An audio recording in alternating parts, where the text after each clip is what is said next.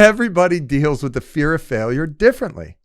I was curious today talking to Tom Burket. He's running 3 businesses, and it's inevitable. You're going to have failures along the way. So I asked him his perspective on it.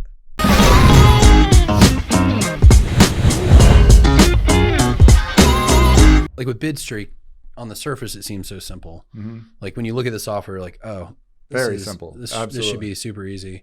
You know, but you hit roadblocks. Mm-hmm. I'm hitting a roadblock today with it, actually, with some code issues, but you just got to be willing to commit and push through. And then the other thing too is like, you can't go into something like not even thinking that failure could be an option. You know, you have to weigh like, okay, if it fails, is that okay?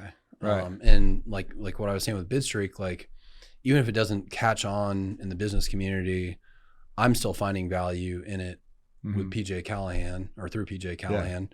Burket Farms, the same thing. You know, Lila Pops, which we haven't even really discussed yet. Yeah, we're going there. You know, that was an awesome experience. You know, I've definitely have talked with about BidStreak to everybody I know. So it's a thing that people ask, you know, how's that going? But I've never really been one that really cares if people think I'm a failure or not. So that doesn't really. Why do you think that is? Where's that come from? I think it's just different personality types. Like, you're kind of, I think you're kind of like that from, you know, I've known you for a long time, that we're not egotistical people. And I'm not saying that to say that egotistical people are bad. It's just people have different personality types. You know, if you've ever read about the Enneagrams, we're just wired certain ways. Oh, right. So I don't get embarrassed very easily, which is something that drives my wife nuts.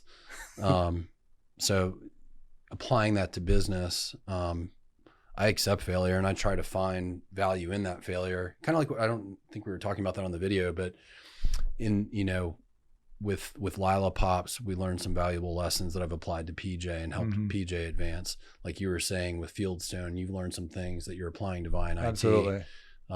It's a learning tool in the process, right? I'm a strong believer in that, and especially with PJ Callahan with construction.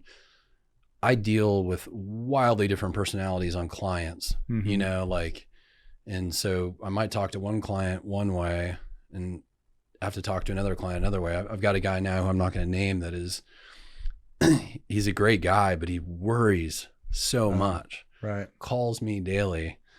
And I just know I have to talk to him a certain way, kind of step him down. You know, it's almost like I'm a contractor and a therapist. It's like, dude, I know the steel's running late, man. There's a shortage out there, but it's going to be okay. We'll figure out a way to get it done on schedule.